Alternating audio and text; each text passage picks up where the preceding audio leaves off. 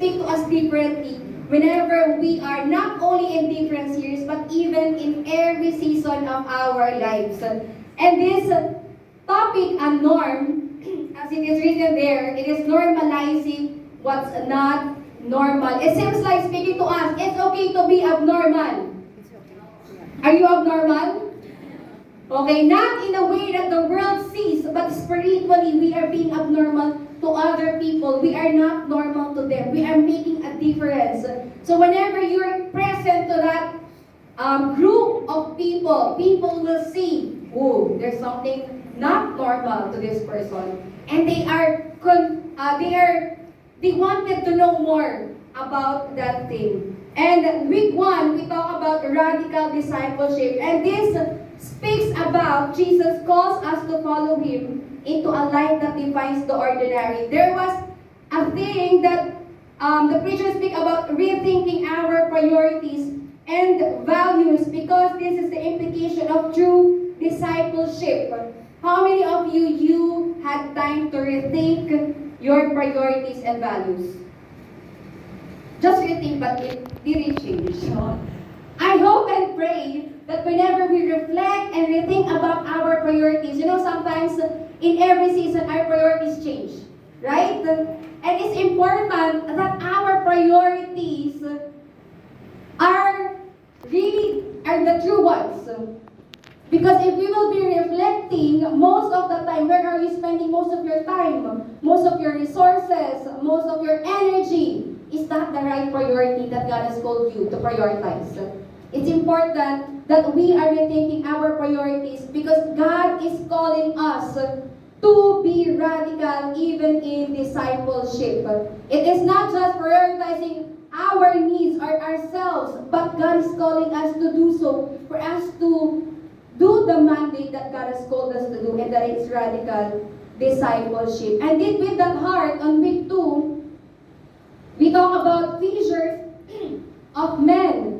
Jesus calls us to an unconventional mission of bringing others to follow Him. It's hard to make disciples. Amen?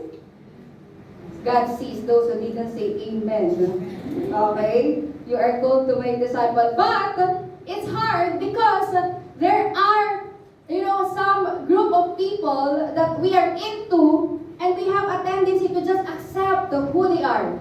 Of course, Jesus accepted us for who we are, but God don't want us to remain the same. And God put us into that situation, to that group, not only to accept, but to make a difference as well. It is highlight innovative and relatable ways to share the gospel in today's world. We have to be updated on how we can make disciples into different generations. If you have been discipling people from the 80s, it would be different if you will do the same for people in the 20s. They cannot relate into it. The way you give examples, the way the things that you are watching, or the way that you wanted to speak to them. It might be so deep if you will be speaking to the people of today. That's why we need to be updated to today's happenings, so that we could relate the gospel into the situations of people. And last week, we talked about equip for the mission. Jesus equips and empowers us to step beyond our comfort zones so we can fulfill our missions in life. It also talks about spiritual growth, prayer, and community as essential tools for giving out our faith in remarkable ways. We have been equipped to do the mission of God. Are you equipped?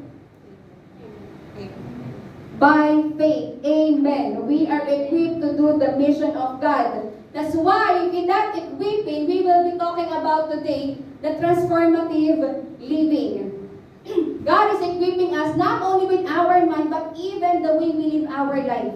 Transformation happens not only with the information that we are getting, but how we apply it to our lives today. That's why in 1 Peter chapter 2, verse 9 to 12, it speaks that Apostle Peter is primarily talking to the Gentiles. If you will be reading it in 1 Peter chapter 1, verse 1, Peter addressed these letters to the Gentile believer in Pontus, Galatia, Cappadocia, Western and Minor, and Bithynia. This is the places that Apostle Peter are speaking into. And he gives God's encouragement to those suffering persecution for their allegiance to Jesus, to live exemplary lives within their culture. So it is a great encouragement for them to speak during a time of persecution, during a time of discouragement, during a time of down moments, of challenging moment. That's why we will be talking about this truth, that God calls us to influence others by actively demonstrating our faith through our lifestyle. Talking about influence. So there are many people who is trying to influence, and I believe that each one of us, we are trying to influence people, right? Maybe not intentionally, but at some point when your presence is there, you are being an influence to other people. The question is that influence good or bad? In today's world, there's a lot of influencers. For sure, you have your favorite influencer. Maybe in Facebook, in TikTok, and these influencers are in different categories. Some are influencing you with sports, influencing you to be healthy. Some are influencing you to do makeup, fashion. And this thing that influences us also influences our decision making. It influences our opinions, trends on how we do lifestyle or fashion, and even technology. And as of early 2026, the world's top influencers are dominated by the sports and entertainment celebrities. Who do you think is the first one? To those who are not here yesterday. It is in the area of sport. And that person is? Who's this guy? Oh, what's the first name? Cristiano Ronaldo. He's playing sports and football or soccer, as they call it. And you know what? He has 672 million followers on Instagram alone. In totality, if you will combine all his platform, he has 1 billion followers. Imagine, 1/8 of the population are following him.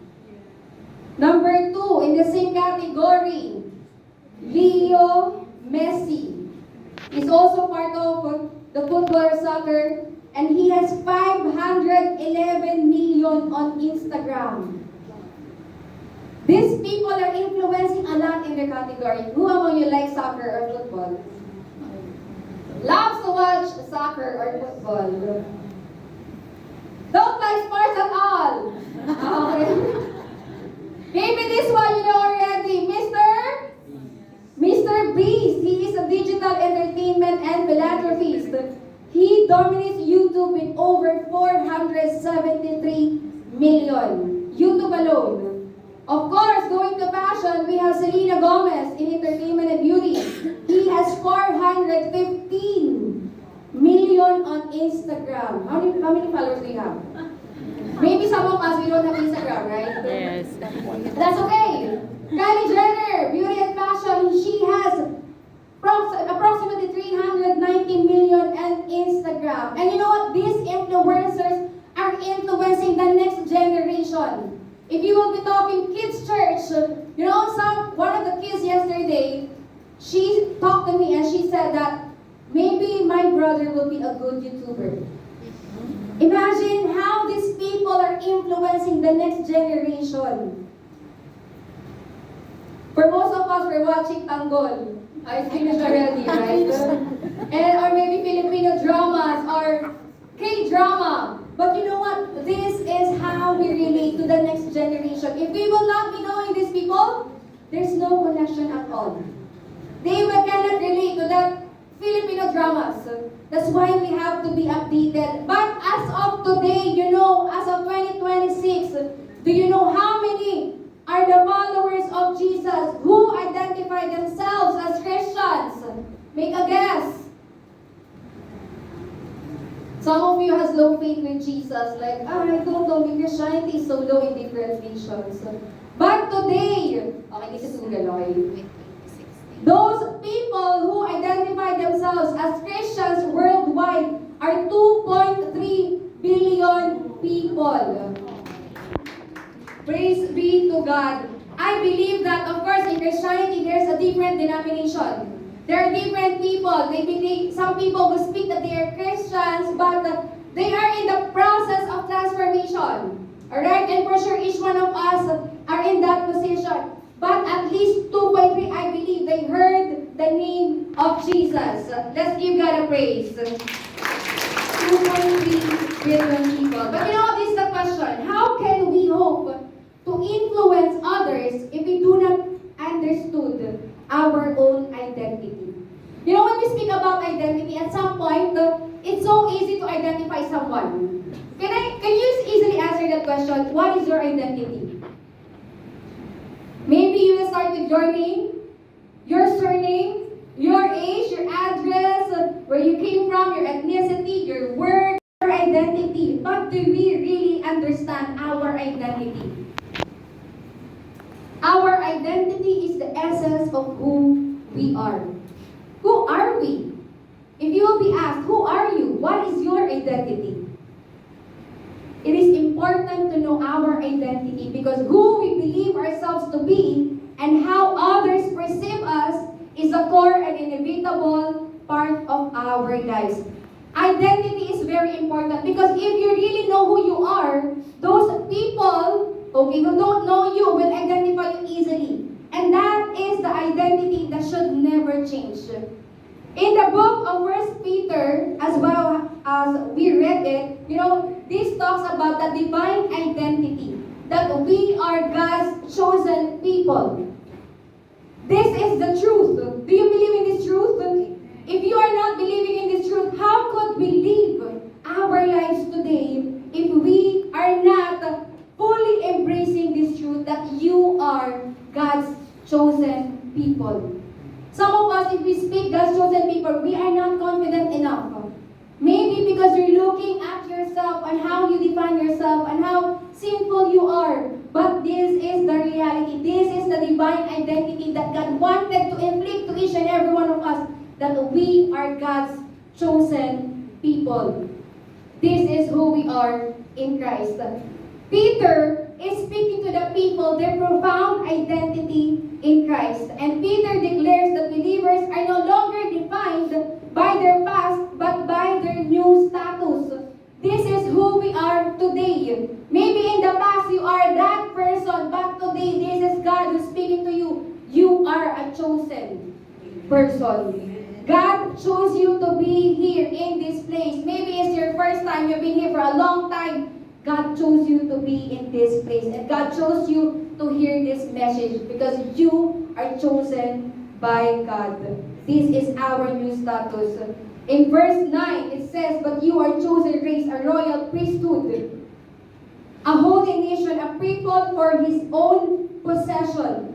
This passage challenges any conventional understanding of following Christ that reduces it to mere outward action or personal piety. Instead, it calls for radical reorientation of identity, purpose, and conduct, rooted in God's transformative work. We have to reorient ourselves with our identity. There are so many lies that the enemy has been putting to our minds. There are a lot of people used by the enemy to define who we are today. That because of one sin, you have been identified with that. But God is taking you and giving us this identity. That's why we have to redefine our identity. From not the people to God's people. Our identity should be redefined. From not a people to God's people. Verse 10. Once you were not a people, but now you are God's people. Once you had not received mercy, but now you have received mercy. You know, the most striking aspect of Peter's message is the stark of contrast he draws between past and present identity. These believers, 2,000 years ago, are all sinners just like us. And they have been identified with their past. The same thing with us. You know, we have been defined by a lot of things. If you will be identifying yourself, maybe you will say, you're a Filipino. If there's ethnicity. Maybe if you will describe someone, you will look at their appearance. Right? Maybe if you will describe, like my example yesterday, like Mary. Who is Mary? The one who's always at the back. Now she's gone. Right? Some people will say that, identify with your beliefs. Oh, my Christian friend. Praise God. Some will define you with your choices. Oh, the person who likes ramen. Someone who's already thinking about ramen for lunch. Someone who will define you for your interest. Oh, that person who loves to watch cinemas every week. Oh, that person who's our family friend. That person working in MGM. That person who's like that and like this. Maybe you're defined. This is how the world is defining us today. But you know what? We have our present identity in Christ. Do you agree with me? Yes. Who are we? This is how God defined us. In 1 Peter chapter 2, verse 9, we are chosen. It is a divine election. It emphasizes the following ways that He chose us and He predestined us based on believer status in Christ. Do you know why God chose you? It is because of the Christ doing on the cross. It is because Christ died for each and every one of us. And if you believe that you have received Him as your Lord and Savior, God chose you. Amen. God chose you first because you chose Him. The same thing with us, with me. God chose us first before we are enemies of God. But God chose to die to each and every one of us. But it makes the difference if you will accept Him or not. Do you accept that? Are you a chosen person by God? Because God chose you. Amen. We are a royal priesthood. We already know it in the Old Testament.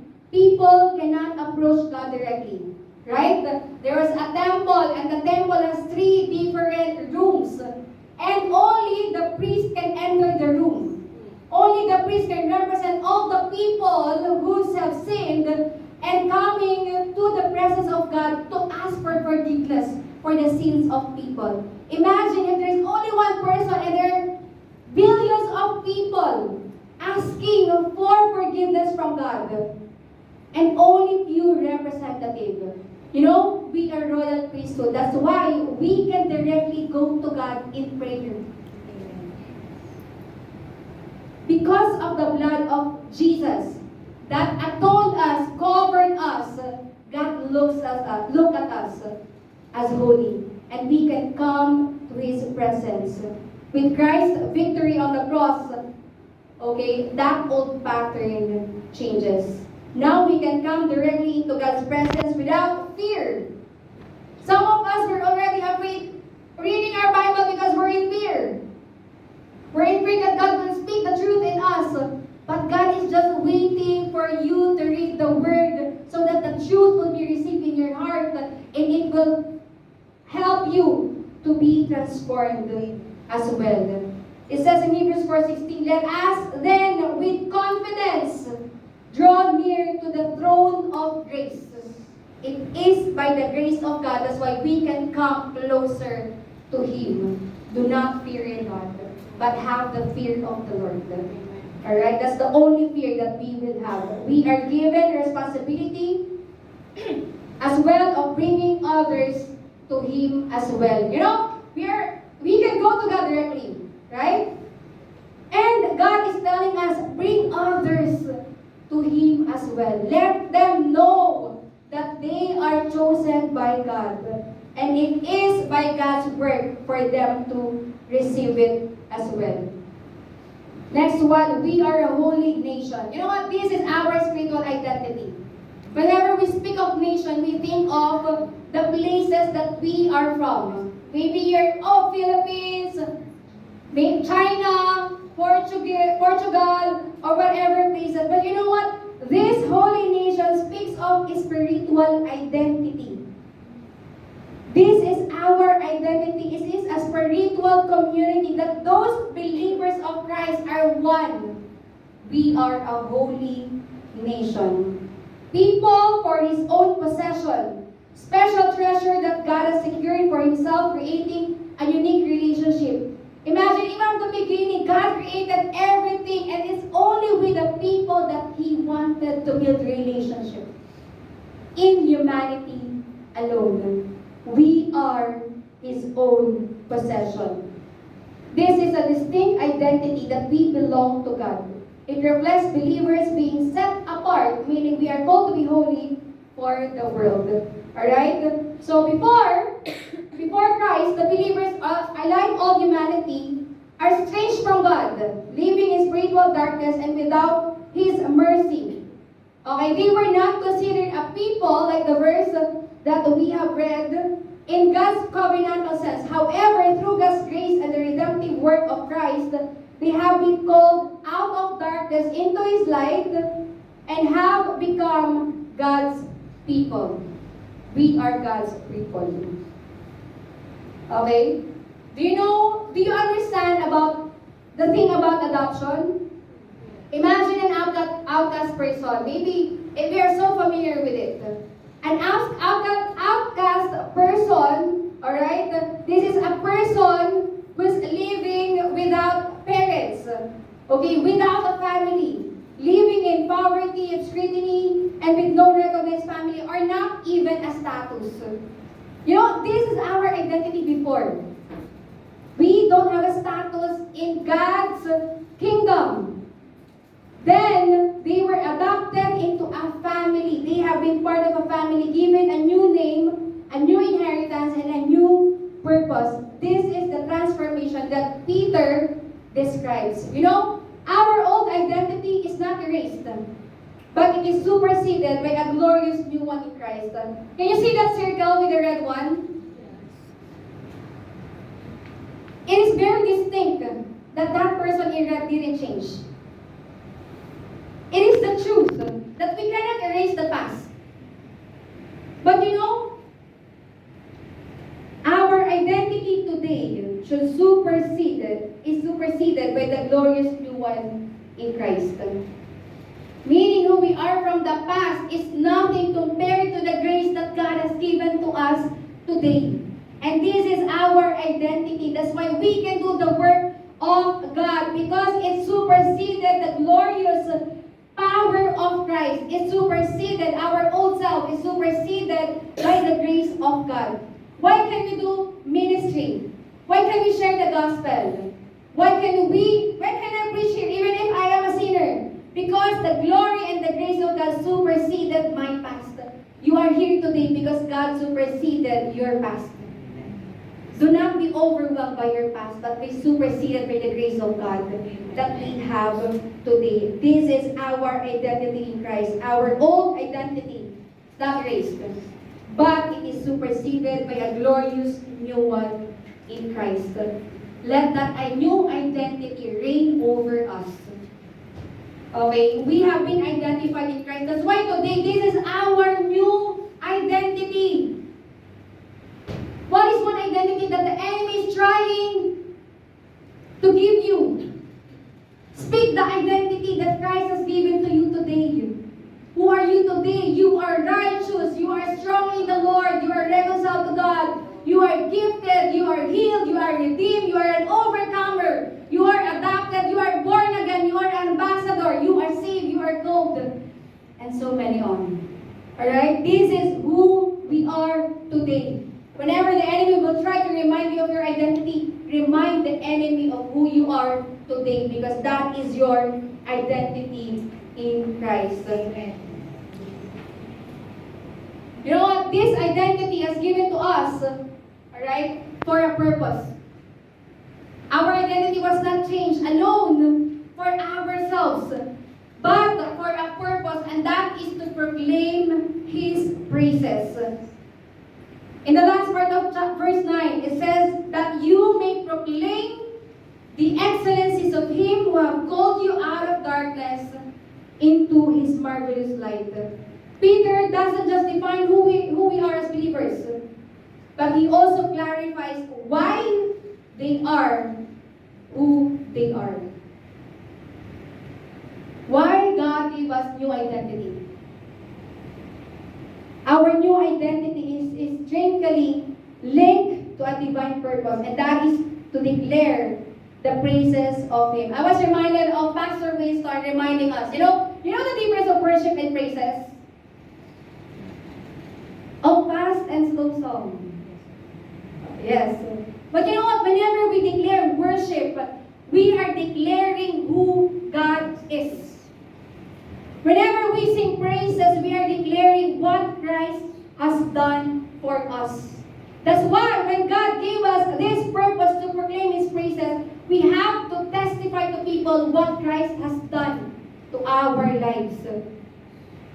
We have to testify how the Lord has changed us. You know, this identity that we have read, chosen race, royal priesthood, a holy nation, this is not for self-promoting or not self-glorifying. Two extremes that we can have once we have this identity.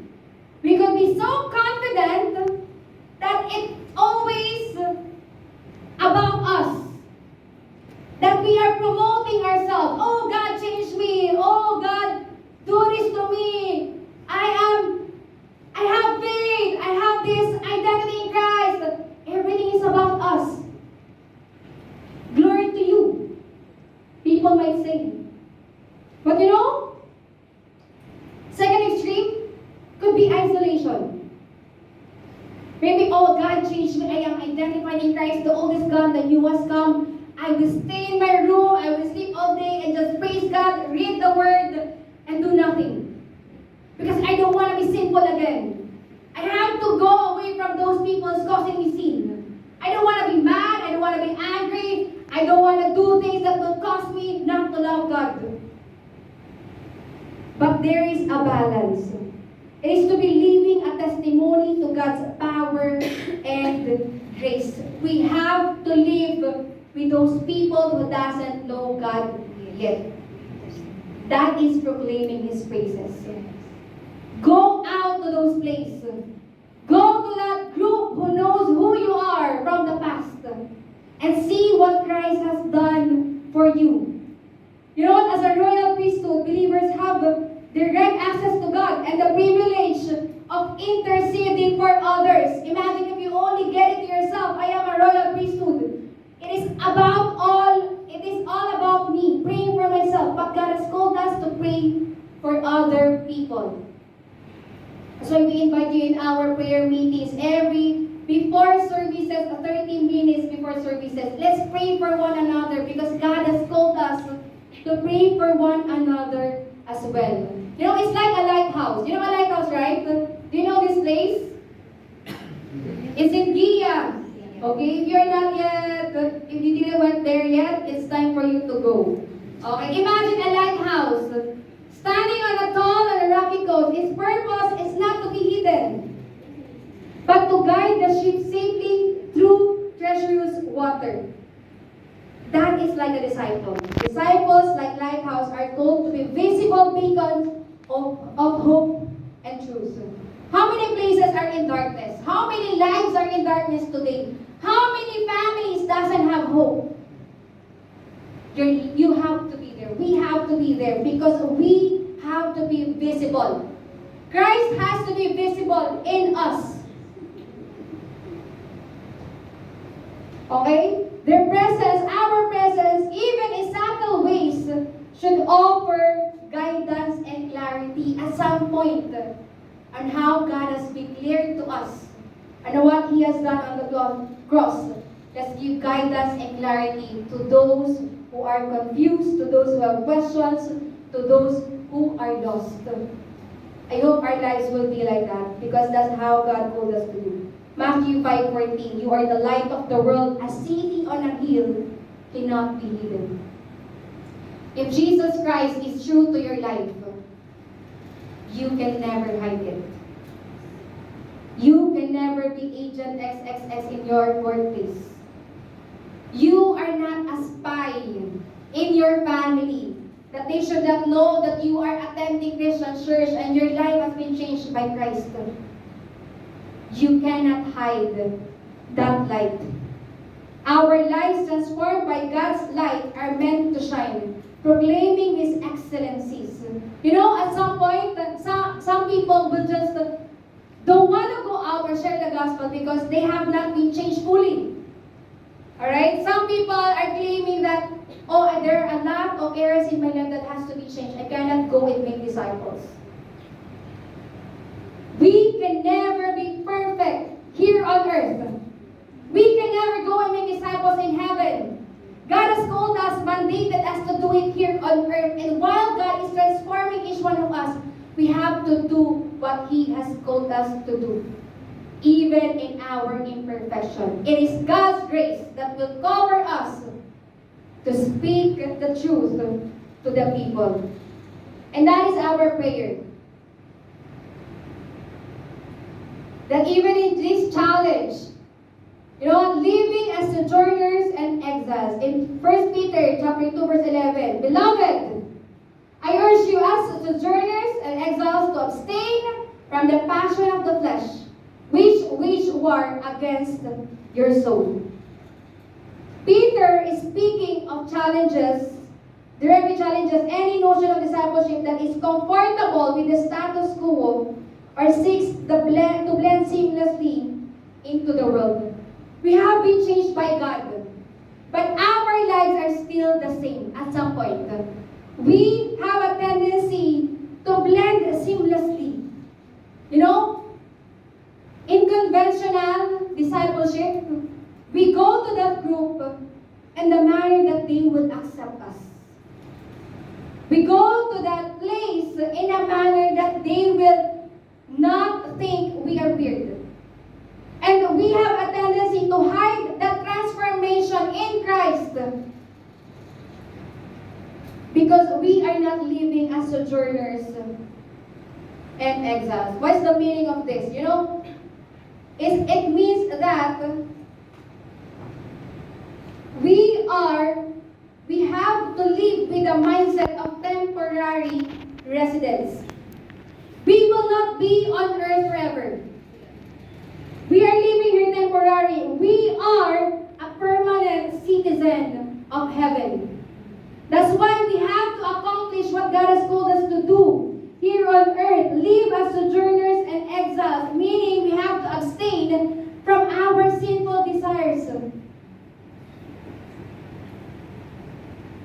which wage war against our soul, and living such good lives among the pagans that, though they are accused of us, sometimes we are accused of doing wrong, even though they will see that our good deeds is to glorify God. That's how are we as light. People will see Christ in you. And that's the goal of Christianity. The goal of Christianity is Christ likeness. We are seeing the fruit. Sometimes it's hard for us to see the fruit ourselves, right? But people will identify the fruit. People will identify the changes. People will tell you, I think you're getting more patient right now. I think you're getting more kind. I think you are being more loving. Even if you have a lot of enemies, people at work who sees you negatively, I think you are very accepting. And you are even praying for them. Church, it is not about withdrawing from the world, but about leaving the world as distinct representative of God's kingdom. We are an ambassador. An ambassador is someone, is living in a foreign country. They represent their home nation, adhere to its laws and customs, and strive to maintain its honor, even while living among people with different ways of life. So this ambassador, they are foreign but living under the law of that nation. Right? So believers are all called to be ambassadors for Christ. Living in the world but not will go to those places, but we are not one of them. Our conduct should reflect our heavenly citizenship. That's why we are called to be aliens and exiles. I'm not telling you to go to that place and wear antennas, look like an alien. I am different. But people will see you through. People will see your heart. People will see your mind. People will see Christ's likeness in you. We are called to be an ambassador. You know, last March, it's still March, I'm sorry.